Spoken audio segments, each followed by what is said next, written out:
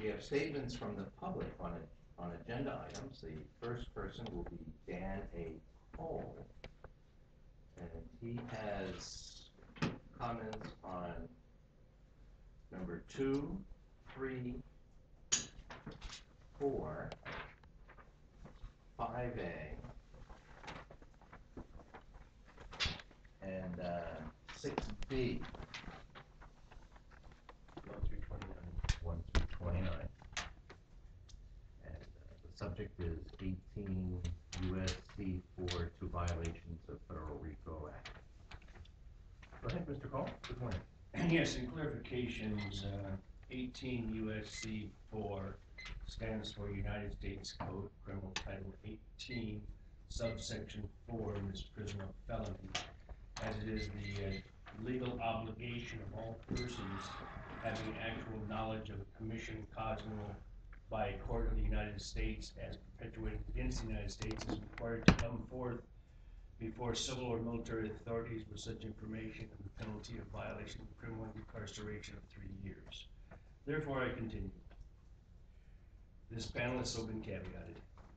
On item 2, statements from the public, I think we've all pretty much gotten away from what the exact purpose of this item is. So I'd like to read the purpose. As stated in the Constitution of the State of Hawaii, preamble. We, the people of Hawaii, grateful for divine guidance and mindful of our Hawaiian heritage and uniqueness as an island state, dedicate our efforts to fulfill the philosophy decreed by the Hawaii State motto. We reserve the right to control our destiny, to nurture the integrity of our people and culture, and to preserve the quality of life that we desire.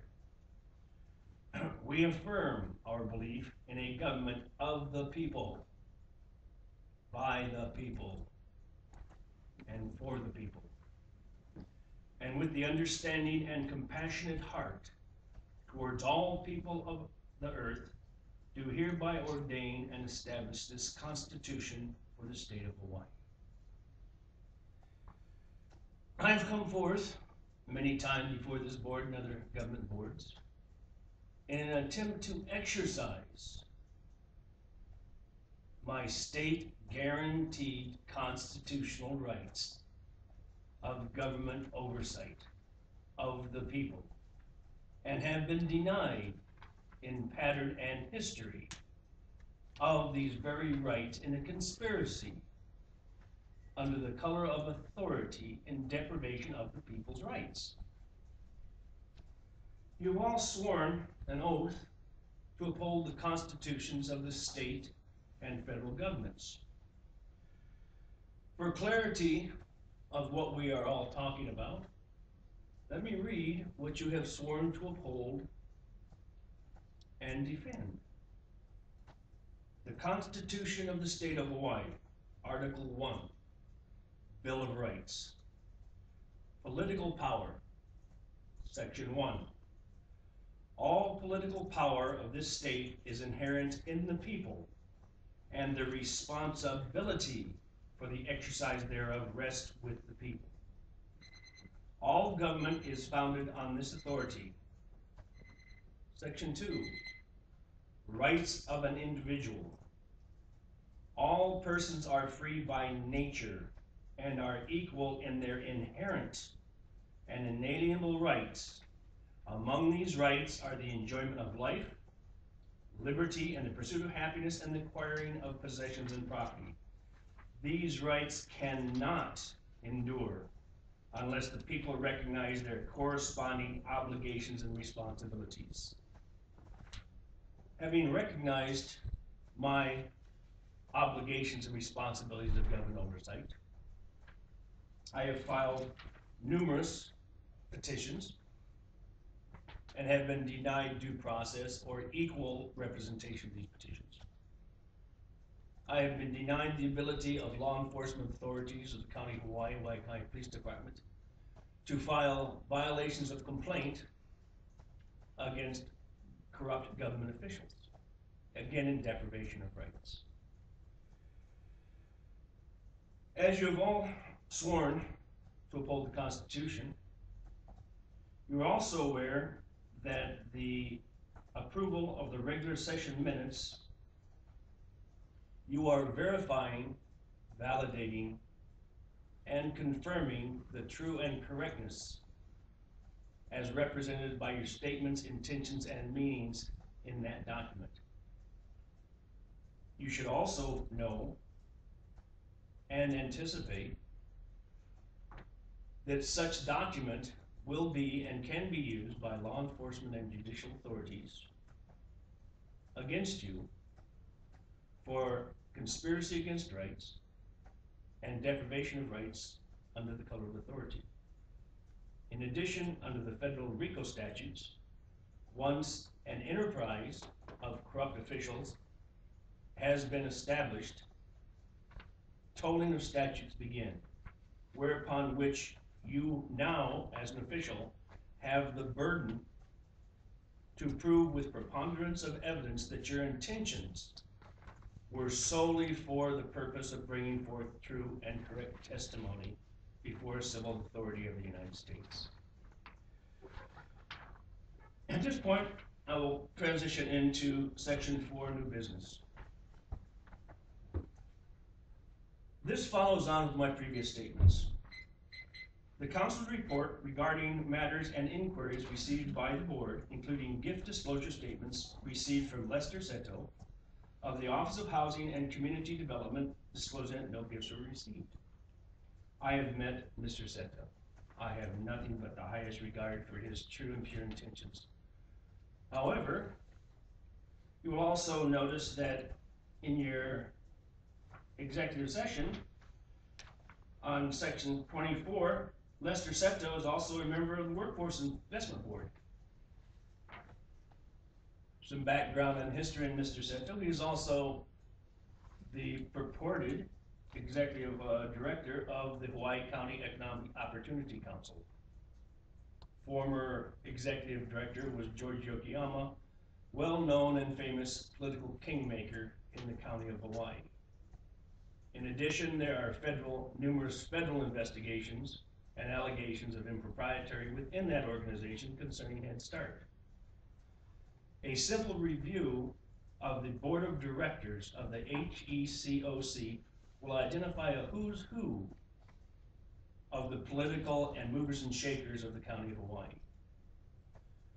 Getting back to the rights of individuals, all persons are free by nature and equal inherent inalienable rights.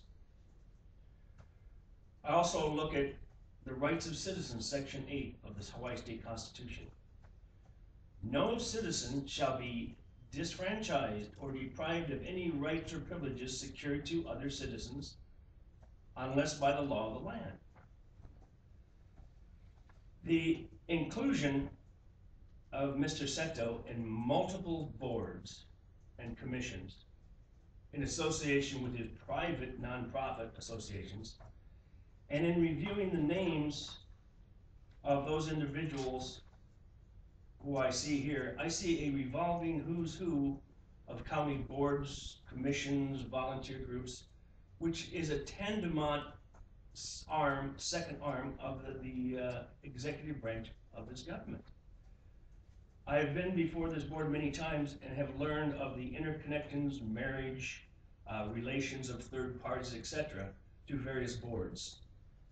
I would propose that in the future, or even retroactive, that upon the disclosure or appointment to a board, the name of the individual and all previous appointments, commissions, or settings be disclosed at that time. In fact, on this board here, I would be interested to see how individuals are selected. I have never seen in the paper a notice of advertisement for individuals interested in becoming board members of the Board of Ethics. I myself believe that I would make a very good member of this board. I have extensive experience in this board. I have extensive experience in the public. How do I get my name placed for consideration? Going on to item 5, I speak in opposition to the approval of the draft adopting the dismissal of my petition. As you're all aware, I filed a multi-page testimony prior to the January 9th meeting. In this testimony, it is documented the state certificates, stipulations of issuance of contracts, of bonds, of bans, stipulation of requirements of deposits and accounting. 1 hour before the January 9th meeting of the Ethics Board, Nancy Crawford dropped a letter off in the Corporation Counsel office. In response, I had no opportunity to review the letter and was flagrantly denied the opportunity to make comment before this commission, as recorded on video by the Occupy Hawaii movement and the Occupy Hilo movement, in addition to the official minutes. The mayor and the finance director offered no response, as this board admits, to the petition. The petition is very simple. The letter from this board to the mayor was extremely simple. The basic requirement was asked, what benefit did the people of Hawaii get for their $66,000? All government officials have 2 parts to their official actions. Part 1, they have a requirement of authority to act in the people's behalf. Part 2, they have a requirement or reason to act in the people's behalf. As an example of a police officer. Excuse me. On the time, there's various issues. Continue. As an example of a police officer is given the legal authority to stop and detain a person if that officer is in jurisdiction, and if and only if the officer has probable cause as guaranteed to all persons under the state and federal constitutions. My petition was brought forth because numerous times I had attempted to secure the reason or requirement for which the mayor of the county of Hawaii, Billy Kenoi, caused the sale to the Bank of Hawaii for a government capital improvement bond, Series B, to finance a capital improvement project. I merely am asking, what capital improvement project required Mayor Kenoi to cause the sale of $10 million of county bond anticipation notes to fund? How simple of a question is that? Was it to fund a pool, a Paradise Park? What was it to fund? By designating the cause and requirement of which that bond was issued, answers and legitimizes the mayor's actions. This has never been done. And even today, this board cannot say what project the bond was sold for. However, you've gone forth and under the smokescreen of, oh, he may have had the authority. He has the authority to issue bonds and sell them if the authority is granted by the Hawaii County Council. Did the mayor have the authority or jurisdiction in this case to sell a bond for which project?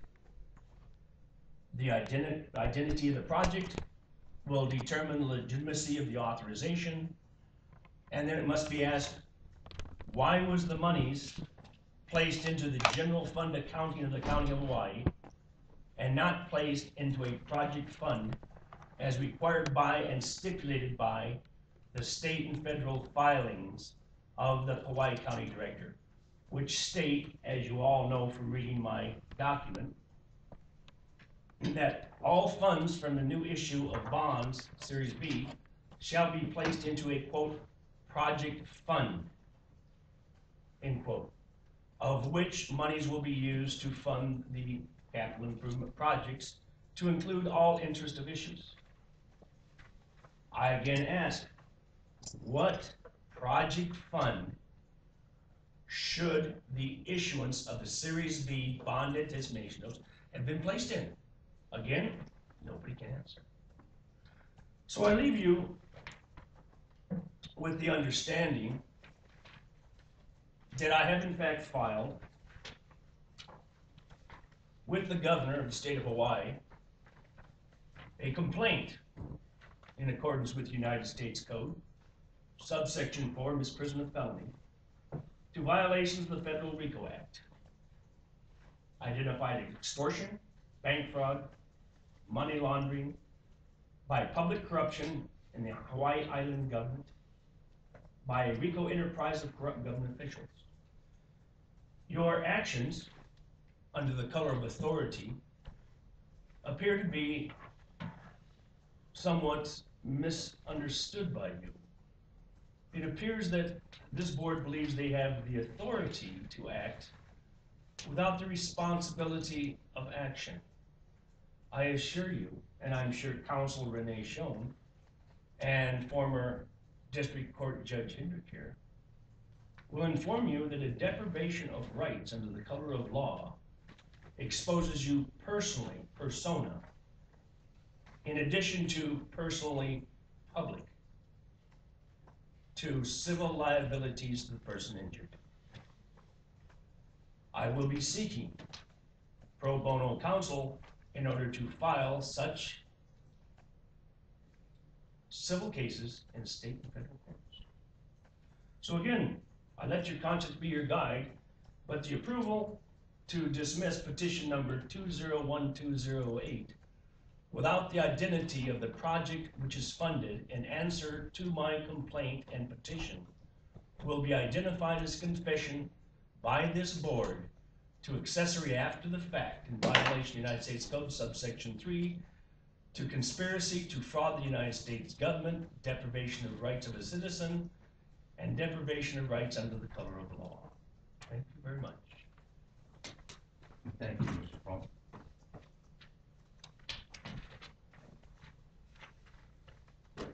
The next person for statements from the public is Jerome Warren, and you have a comment on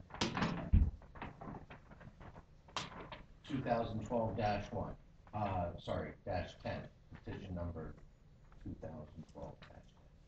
Yes, sir. Good morning. Right? Am I close enough to the mic here? Okay, great. So please, I came here today to ask you, please don't close file on my petition 2012-10. Your reason for denial, which was given at the last meeting, Judge Hendrick stated that Bobby Command's atomic bomb statement was appropriate. And I said it wasn't fair for Bobby Command to make such an outlandish statement when I was just trying to get to the nuts and bolts of what's wrong. So, and also, I have not received a written verdict. I was here last month, nothing came in the mail. And I did not receive a notice of today's business. I didn't even know I was on the agenda. And my petition was in writing. I deserve a written reply and written notices of follow-up business. This is standard operating procedure in any sort of business like this. We petition in writing, we receive communication via letter. And that was also your past practice. I've had other business before other boards of ethics, and that's how they conducted their business. So go on to another group of situations here. My complaint about the ethics board was not acknowledged. Back previous to this, I came to an ethics board hearing just to get the format and the feel. And on that day, I noticed on my way out that the agenda was posted improperly. I called OIP on the the spot. I called them from that payphone, and they said, write a letter. I wrote a letter, again, no response. And so, only yesterday I found out that this business would be conducted today. So I called OIP, and they are going to look into what happened to my letter, about how you do your business.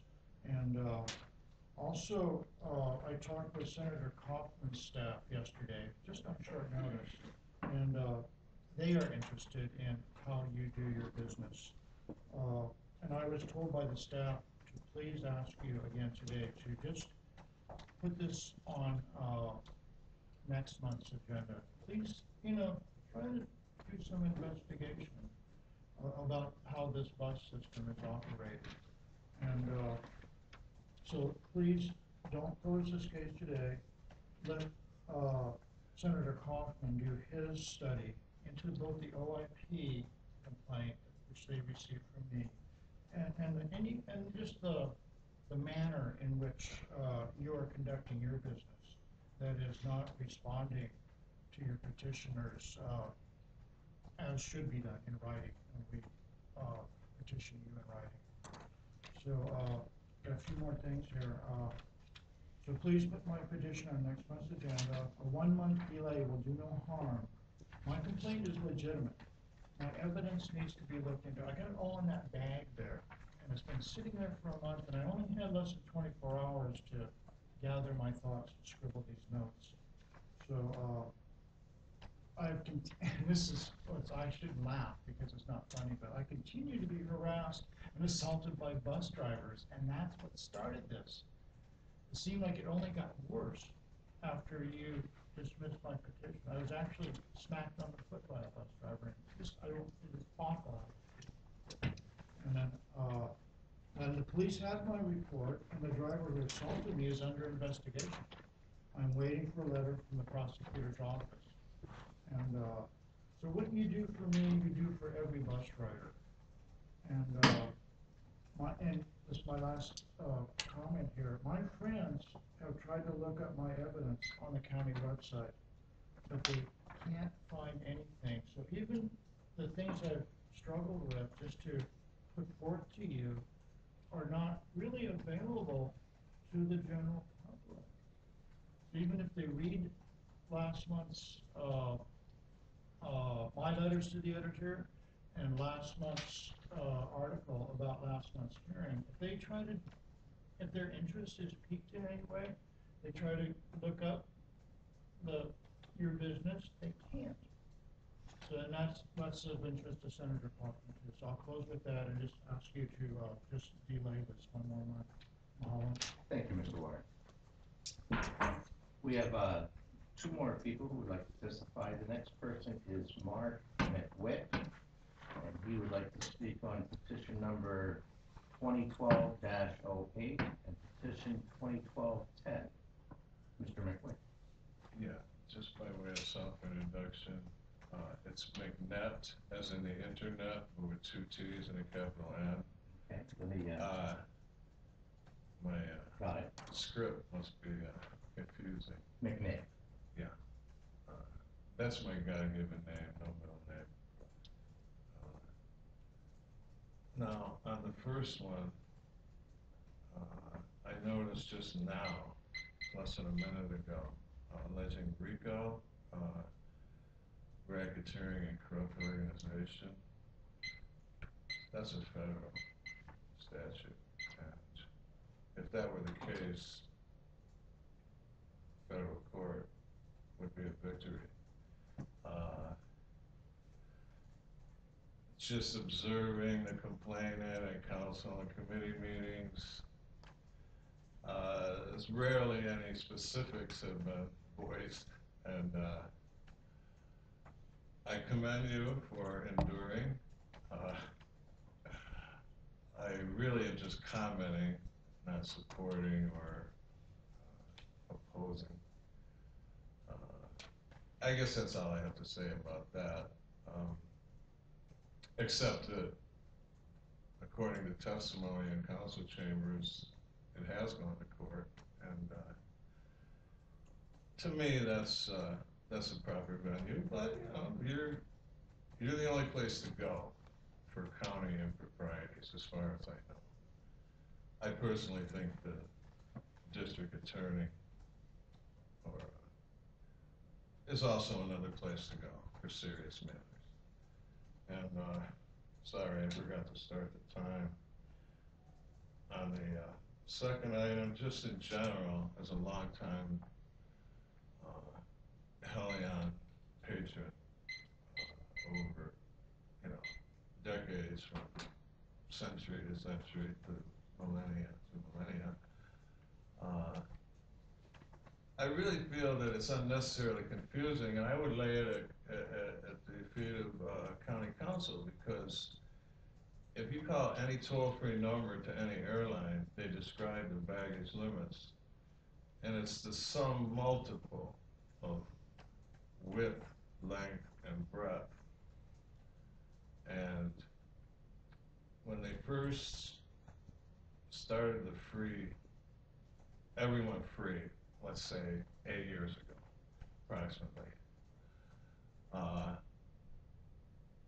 I taking the bus from Banyan Drive over to Quantico in the roundabout counterclockwise routes, which are always available. I actually had an occasion where I would buy like 2 plastic shopping bags of groceries, and that would violate or trigger the $1 charge for an extra bag. And I called Mass Transit and just happened to have the phone answered by Tom Brown, the Mass Transit administrator. And I just suggested, it occurred to me during that call that all I would have to do was have a larger plastic bag in which to put the other plastic bags, but I did get him to agree or to confirm that it would be 10 inches by 16 by 16 inches, rather than just 10 by 16, which I don't know if it's in the ordinance or the county code, but that's what's printed on the schedule. So then on some buses, they have a slightly larger posting of the size. So there's a little bit of confusion there and contradiction. Personally, living for 7 months up in Volcano and bicycling to town several times a week, I was perfectly happy with paying between $2.50 on the discount tickets and, let's say, I don't even know what the full fare is. I never paid it. Let's say $3.75 to get back up the mountain and $1 for the bike. It's much less than, let's say, on 48 states, or actually 49 states, I'm sure, for bus fares. Now, about 2 weeks ago, I was over in West Hawaii, and I took several buses between Pepe Keau and Kailua Kona, and I had a rectangular prismatic shaped kitty litter bucket, and it was within the limits, and none of the drivers said anything, but one did. He said, well, it's $1 for that, and I carry a tape measure with me because just to avoid this, and he didn't want to take the time to measure it, because I keep it down at the bottom, so I would have to empty the whole thing. And, that's just a delaying tactic on my part to make it inconvenient to do so. But I don't know if you're able to make recommendations, but I would just say that would help with a lot of problems with passengers who can ill afford the $1 extra, if they would formalize it 10 by 16 by 16 inches, which Tom Brown is totally okay with. Or any multiple of that, let's say it was, I mean, it could get ridiculous where you'd have, a half-inch, long, round thing, and, I don't know how many feet long, but anyway, I don't know if that even applies to this, but just as an aside, I was the one who happened to read it on the agenda and informed the complainant about today's agenda list. So thank you very much for your patience and your attention. Thank you, Mr. McNabb. We have one more person who would like to speak. That is Carrie Marks, and she would like to speak on 2012-08. Ms. Marks? Good morning, thank you.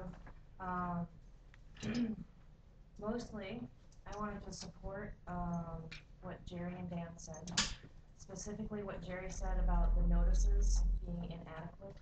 I have also told petitioners that they were on the agenda for today, and they had no idea in the past. When we heard Mr. Bloss's line on county council, the petitioners had no idea that it was being heard that day. They heard it because it was on my email list. So I think you need to look at how notices are done. Even I would like to point out that only 3 of the 5 board members are here today. So perhaps there's a problem with those notices too, or they just don't think that this is important enough to show up at. Mr. Ishibashi was across the hall at the 30-meter telescope hearing all day yesterday. He had time for that. He doesn't, oh wait, he's not on this board, is he? Okay, never mind.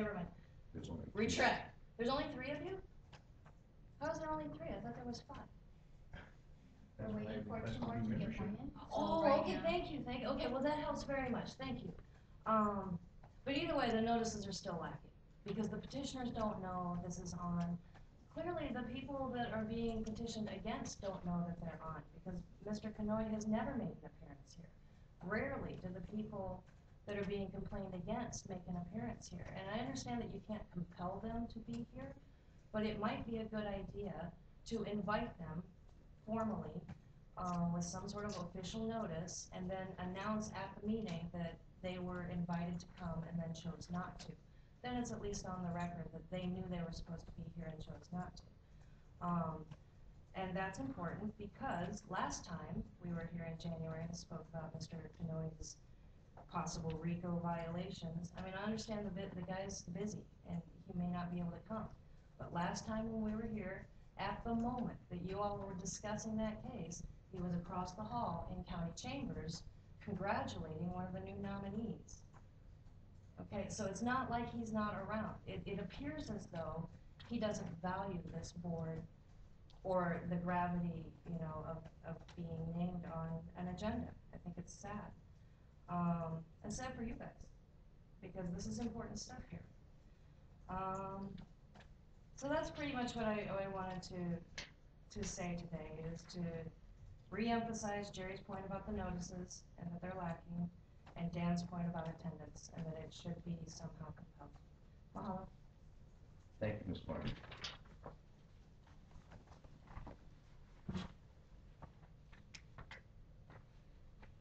The next item on the agenda is the approval of the regular session minutes of January 9, 2013.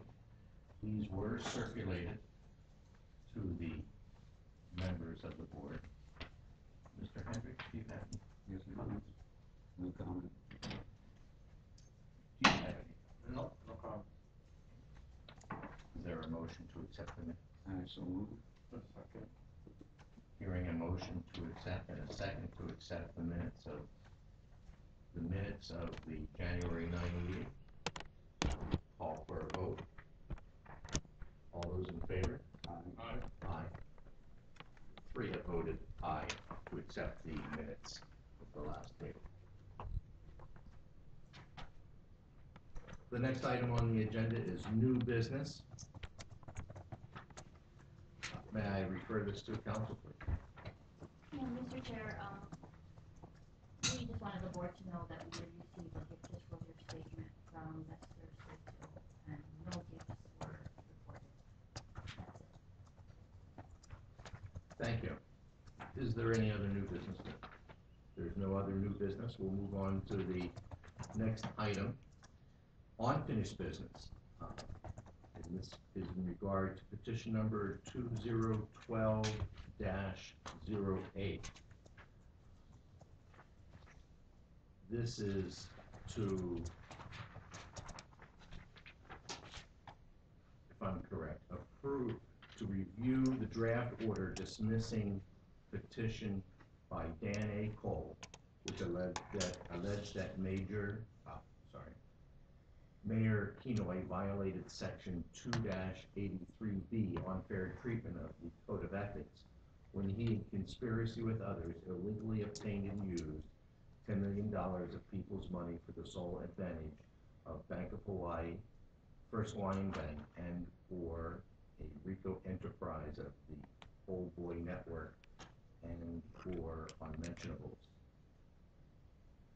The petition, it was voted at the last meeting to dismiss, and so therefore we're no longer discussing the petition. Has everybody had a chance to review the order dismissing the petition? I have. Are there any comments? Is there a motion to accept the order dismissing the petition? Hearing a motion to accept the order of dismissing petition number 2012-08, and having a second, call for a vote. All those in favor say aye. Aye. Aye. There'll be 3 people favoring the order dismissing petition. The next order of unfinished business is petition number 2012-10. This is a review of the draft order dismissing petition by Jerome Warren, which alleged that Bobby Command violated section 2-83A3 under fair treatment of the Code of Ethics by violating their own rules, using delay tactics and psychological warfare, and by defending the extortion of money from Hele-On bus passengers. At the last meeting, I'd like to mention that the petition was reviewed. It was dismissed at that time. There was a vote. So this is to review the actual order. Has everyone had a chance to review the order dismissing this petition? Is there a motion to accept? Hearing a motion to accept the order of dismissing petition number 2012-10, and having a second, I call for a vote. All those in favor? Aye. Aye. 3 people have voted to accept the order as presented. At this time, we will move into executive session for the purpose of reviewing confidential financial disclosure forms for 39 individuals, and to review the executive session minutes of January 9. Is there a move to go into executive session? Before we do, how long is it going to take to go close? What bit of time is it? Break then? Yeah, probably. I think it might be, Oh, okay. We'll have a break in between as long as we can move into. do we have a motion to move right now and then we'll move in, we'll come back. Okay, Done. okay. We'll take a break for a few minutes and then, okay. They're serious about those meters these days. Yeah. $35 I ticket. put in 2 quarters. So I only put one. Well, then you overpaid. You can't. That's okay. 50 cents I overpaid. It's worth it, isn't it? We're on break right now.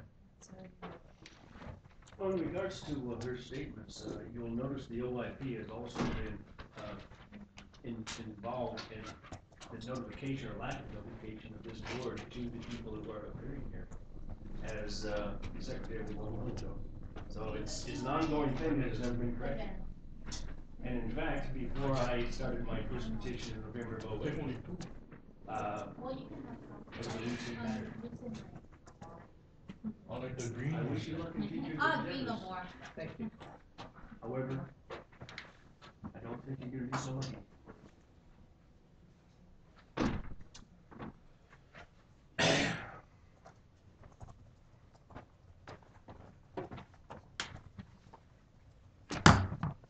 Sorry.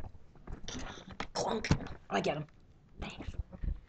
Oh, look, they propped for me. You want me to kick this out now? No. Oh, he's coming back still, yeah? Okay. Ugh. Okay, so that will probably be the end of this segment. Because executive session usually goes kind of a long time. And then they say, okay, you can come back in now. And then they say, Okay, meeting adjourned. And so it's not usually worth uploading 2 seconds. So that is the Hawaii County Board of Ethics meeting for February 13th, 2013. If there's anything good, there'll be a part 2. But I wouldn't hold your breath.